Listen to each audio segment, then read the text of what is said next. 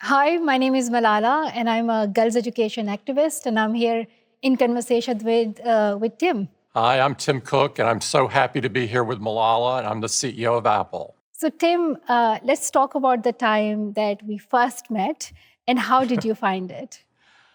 You know, I knew that you were at Oxford, and I was planning to go to Oxford as a part of a kind of startup incubator that was there at the time. So I decided to reach out and ask if you would meet, and I didn't know whether you would or not.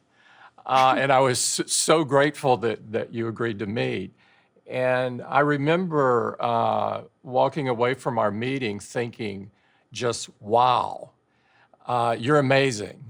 The lifetime experiences that you had already had as a freshman was just amazing to me. And of course, I loved your very laser focus on equality and education, girls' education, and really addressing the 130 million girls that were not in school. And I could not have been happier to meet you and more grateful that you took the meeting. Thank you so much, Tim. For me, that was like the highlight of my, my time in Oxford. And I remember meeting you, and I had just attended my lectures, and I was, thinking about my next essay deadline. And there, I was just so grateful that I got the opportunity to sit with you and talk about my work, for girls' education. So thank you so much for your time. And here we are, a few years later, doing, partnership to support hundreds and thousands of girls in their education. So thank you so much for your time. Finding someone that believed that education was the great equalizer of people to the level that you had thought through it and that you knew it took local action, where a lot of other people focus on central action, and I've never thought that worked very well. I just thought it was that you were brilliant and you had a vision. And I was very fortunate you took the meeting. A few years back, when you and I visited Beirut together, we partnered with the Malala Fund, and we started thinking very big, talking about the goal of extending secondary education to more than 130 million girls around the world. How has the world changed since you first started the Malala Fund? And how do you feel about the future of girls' education at this point? Thank you so much, Tim, and thank you so much to Apple, because Apple has been one of our biggest partners in our work for girls' education. And because of that help, we have been able to work in more than 8 countries supporting girls' education activists who are doing policy changes, who are approving budgets, and who are making sure that governments increase their financing for education, and they are promoting for quality education and safe education for girls. But they're also working within communities, working together with families and parents to ensure more girls can enroll into schools.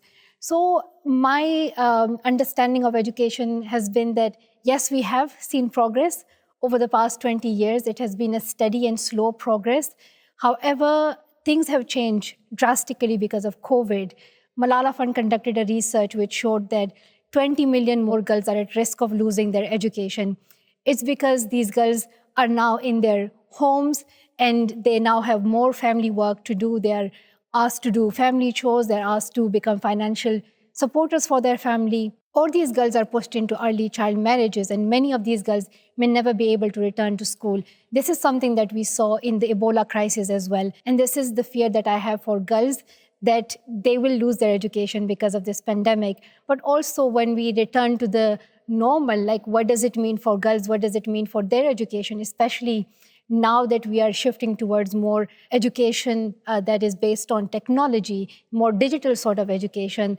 So the challenge ahead is to ensure that education is inclusive, that we bring in policies that are inclusive, that girls take into account. And at Malala Fund, we are working with our champions to ensure that we are creating a world where all girls, including the 130 million girls who are out of school right now, can get access to safe and quality education. Yeah, it'll be great when the pandemic is over and we can get back to some level of normalcy. You recently graduated from Oxford, and I know graduation looked a little different this year.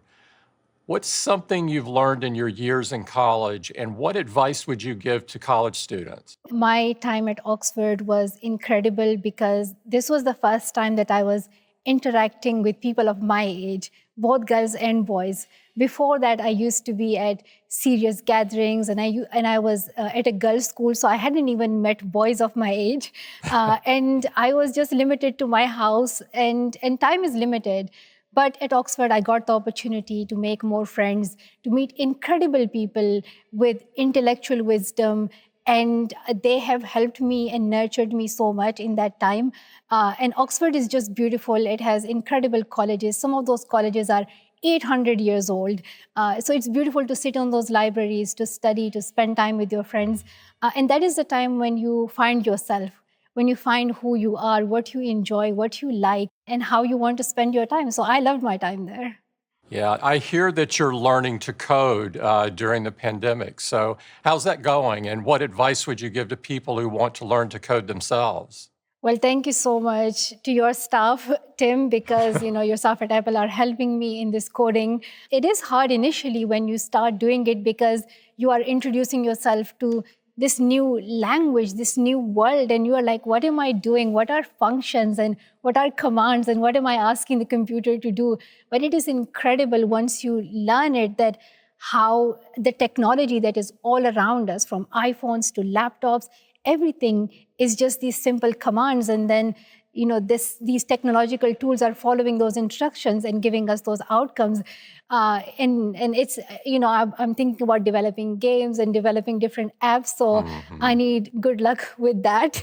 It has been challenging, and I'm trying my best and I'm working hard. I have been a good student, and I think all students should explore coding. Everybody of any age should explore coding and just an understanding of the computer language, because this is the future. Like, as we can see it all around us, we are surrounded by technology, and it is worth it that you go and explore it and learn a bit about it. Yeah, I agree with you so much. Everyone should learn to code. It's the only global language, and I've always felt it was the most important of the second languages. So aside from supporting education, you have also helped to provide support to Syrian refugees, and you have Yes. also started a fund for Black entrepreneurs. I would love to know, what has been the impact of this work that you are supporting, and also, is there any particular story that has inspired you, that has been the highlight of this work that you are doing? After the George Floyd murder, we rededicated ourselves to racial equity and justice.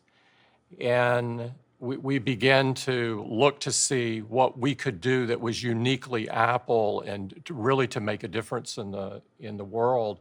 And one of the things that we came back to over and over again was education. And so we decided to work with the historical Black colleges and universities in the U.S. and set up a center called the Propel Center that is meant to take things like machine learning and other very key courses and curriculums, and it will serve all of the historical Black colleges and universities. So we're thrilled with that.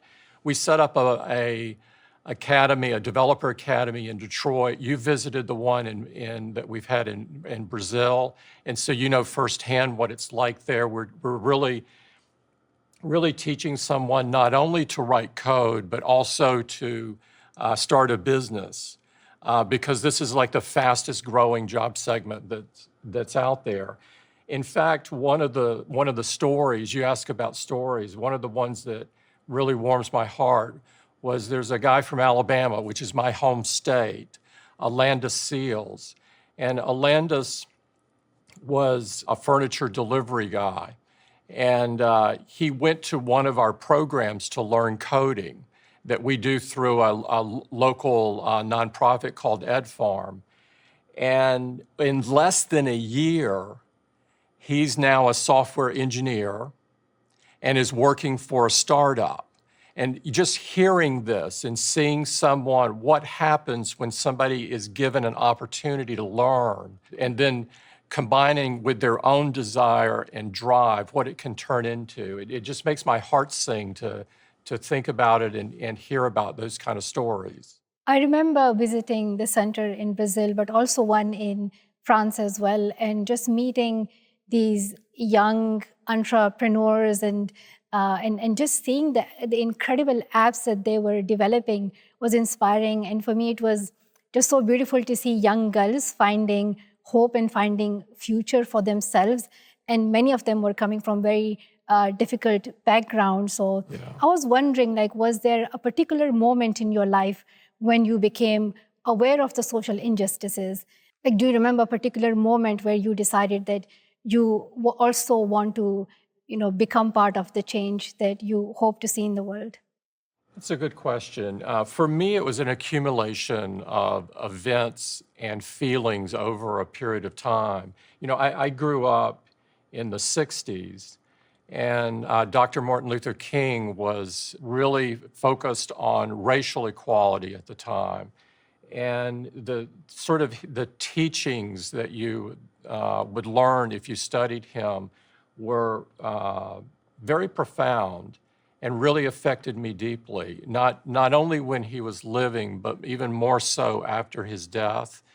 He believed that we're all joined together by a single garment of destiny, that what affects one of us affects all of us. And I have always believed this.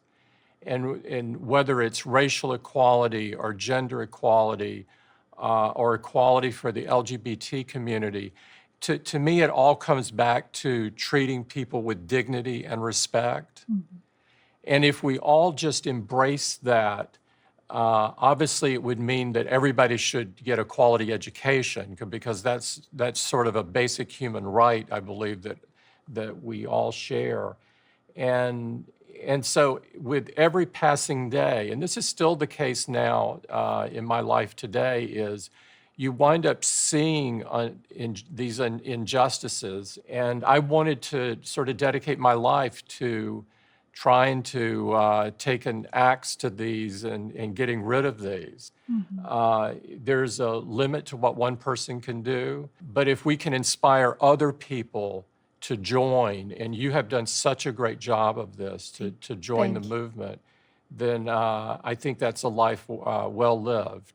No, I fully agree with you, Tim. Like, we all should do what is in our capacity and do our part. And you mentioned the importance of education. And one thing which is crucial to education is technology. And we see it, especially right now in the world, in this time of pandemic, how even children in the UK, they are finding it difficult to have access to their education or schooling or their classes because they don't have Wi-Fi, or they don't have mobile phones, or they don't have laptops. So how is Apple helping to equalize access to technology? One of the things that we found, Malala, in the beginning of the pandemic was that, of course, education had to quickly move to digital. Mm-hmm. It was the only alternative. And yet many teachers had not been taught to teach in a digital world. And so one of the things we identified quickly was the need to help the teacher and to help the parent, because the parent had become sort of a home schooling teacher of themselves. And so we created all of this material about how to teach in the digital world, and sort of gave that out. We've now touched over 200,000 teachers with this kind of information. We also did things like working with the Department of Education in the UK and the different local environments in the United States to offer discounted iPads so that people could connect. In some cases, we worked with carriers that provided broadband for homes that didn't have broadband. And so every step of the way, we've been asking, how can we help? And education has been a really, really key part of that. Like me, so many young people rely on technology and on their iPhones all the time. You have talked about the issue of privacy. Why is it that this is an important issue that young people should care about? It's a really good question. We started this from a premise that privacy is a basic human right, because we know that if you have a world where people are tracked every moment of the day, they're going around the web from website to website, and someone has a view holistically of everything that they're doing, that the result of this kind of world is a world where people will explore less. They will communicate less. Their freedom of expression begins to narrow. Uh, they lack some of the curiosity that drives the human race forward. And so we're very worried about the narrowing of people's lives as it becomes, as they start worrying that they're being tracked everywhere. And so it's really as simple as that. And so we work really hard to give people tools across the web such that they can stop some of the tracking. We're doing more of those in a few weeks, and we're looking forward to doing that. And of course, we've been doing this for years. This was something that Steve Jobs was also very keen on back decades ago. And Tim, I am just so impressed by your cool demeanor and your, calm personality. What do you have any tips for all of us how to stay calm, especially when there is so much happening around us? I think it's important that everybody sort of find their way of decompressing and keeping a clear mind so they can focus on their own North Star. For me, it's about outdoors and exercising. This has been something that I do religiously every morning, and either in the gym, and then I get out to the national parks. In one of the national parks, and I think this is true in every country, you begin to feel so small because the beauty of the land just absorbs you.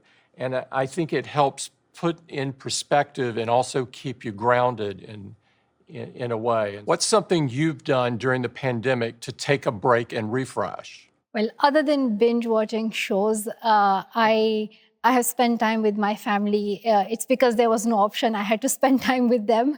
And I am, grateful that I have two younger brothers and parents, and they're very loving and caring. And brothers can be annoying, for most of the time. But in the end, they're there to love you, and I'm there to support them.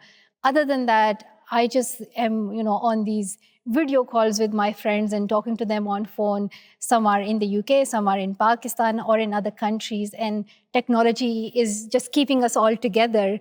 And it's been a difficult time, but in the end, you realize that you have to stay indoors because you are not just saving yourself, but you are saving others as well. So it is crucial that we follow all the rules, all the guidelines to make sure that we cope through this difficult time of pandemic. Other than that, I've been reading books. And I'm just thinking about what is next in life. My plan was to travel during my gap year time after education, but I don't know. I have a lot of ideas in my mind whether to apply for graduation or travel more and do this or that. But yeah, I'm just so grateful for everything that I have. Now, speaking of traveling, both of us are used to traveling a lot. And if you're like me, I know you must miss visiting the people you both care about and seeing different parts of the world. Where's the first place you plan to go after the pandemic? I would definitely want to go back to Pakistan. Pakistan is my home country, and it is just beautiful. I miss my hometown, Swat Valley, and just seeing those mountains and lush green hills and rivers again. Something that, when I was there in Pakistan, I took for granted. When you move around the world and you see other countries, you realize that beauty of nature is not in every place. So I would love to go back to Pakistan, and I just want to travel anywhere, to be honest, after this pandemic. But I would love to go on holiday as well. And I would also want to visit the projects that Malala Fund is supporting to connect with the activists that are doing work on the ground. Even in this difficult time of pandemic, they are there serving girls in their education. And I would love to meet the girls who, despite all the challenges that they're facing, do not give up and they fight for their rights. Well, I know that they would love to see you because you're so inspiring to all of us. I'm so excited to welcome you to Apple TV Plus, and I can't wait to see what you have in store. What's your favorite TV show right now? Well, I am so excited to be part of Apple TV Plus, and I am a big fan of comedies and documentaries and movies and cartoons, and that is what I'm hoping to create. And shows have really inspired me and motivated me throughout my life. And my favorite show, for sure, was Ted Lasso, especially in this time of pandemic, and you're stuck in your home, and you see this joyful character like Ted Lasso, who brings in so much joy and laughter into your life, makes you giggle, and you love his sense of humor. It was also emotionally moving as much as it was funny. So it definitely, I binge watched it, and I was up till 3 a.m. watching it. So and I can't wait for season 2. You and me both. It was also my favorite show during the pandemic. It made me feel light and happy and optimistic despite the news of the day. And so I can't wait till the second Thank you. season gets here. What do you hope to see come out of this time of enormous upheaval during this time of pandemic? And what are your hopes for a world after this? I am so optimistic, and that may sound unique in with sort of the situation that we're in. But as I talk to young people, including you, I mean, you're a great example of this.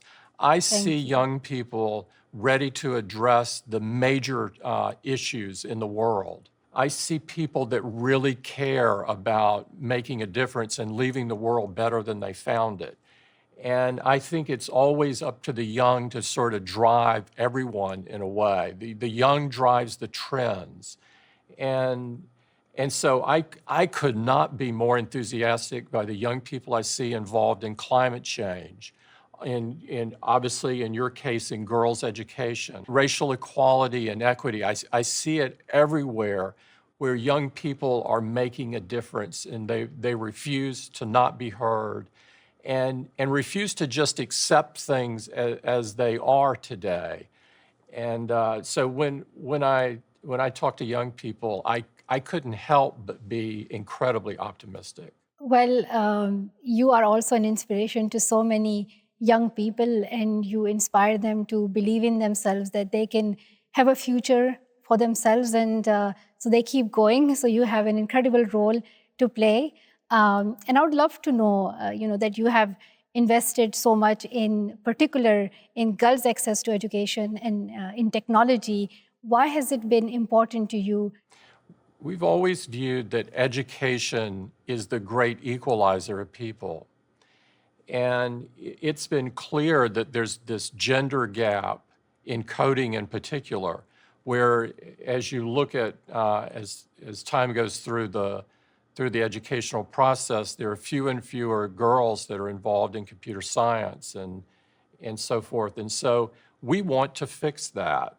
We want there to be parity in the number of girls and boys that are in computer science and in coding. And frankly speaking, it's an imperative for us because we're not going to be successful in the long run by competing for half or 60% of the workforce. We need to compete for 100 of it. It's not only comes from the heart on that education equality is a basic driver of everything else in life. But it's also a business imperative. And so it's really both of those. So Apple has set a goal to become carbon neutral by 2030. What are the ways in which Apple is making sure that it meets its goals and ensure that it is contributing towards making the environment and climate an issue? You know, we're so proud that Apple's operations today are carbon neutral. Last year, after we had achieved that in 2018, we decided to embark on a much more aggressive goal of not only being carbon neutral ourselves for our operations, but to back up and look at the entire supply chain and then the forward part of as our products are used by customers, we also wanted to incorporate all of this. And so it's an end-to-end view. And our goal is to be carbon neutral on the total by 2030. It's an incredibly aggressive target, but we are committed to doing it. And so how are we doing that? We're out working with our supplier partners on renewable energy. We've gotten over 100 of them to sign up to be 100% on renewable energy. And we're installing massive amounts of renewable energy in different countries in the world. We've gotten a lot of enthusiasm about doing this as well. The suppliers are very happy to take part in this. The countries and governments are very happy to help. It really shows the power of getting people together and toward a common mission. We're also doing things, Malala, like our objective is one day to never have to take anything from the earth to make an Apple product. Now, we don't know everything it takes to achieve that yet, but we're making great progress in that. We're recycling rare earth materials in several cases. We're recycling aluminum. When a product has gone end of life, we try to recycle all of the parts and reuse that. And so we're really looking at this thing holistically from one side to the other and back again. And I couldn't be prouder of the team's work in this area. Thank you so much, Tim, for your time today. And thank you for all the incredible work that you are doing, inspiring young people and playing your role as a responsible CEO and entrepreneur and leader. So thank you so much for all that you do. And it was very nice talking to you. Thanks, Malala. It's so great seeing you again. I wish you the best. Thank you. And hopefully your brothers aren't too annoying there. I remember how that can be, although it's been a while. And I couldn't be happier than working with you on Apple TV Plus, and I can't wait to see what comes out of the relationship. No, thank you so much. And I hope you will enjoy the shows that we produce and you would watch them as well. Yes. Oh, I have no doubt I will. And I'll be interested to hear what you think of the second season of Ted Lasso. Can't wait to watch that. I'm so excited for it. Yeah. Great seeing you. Nice to see you as well.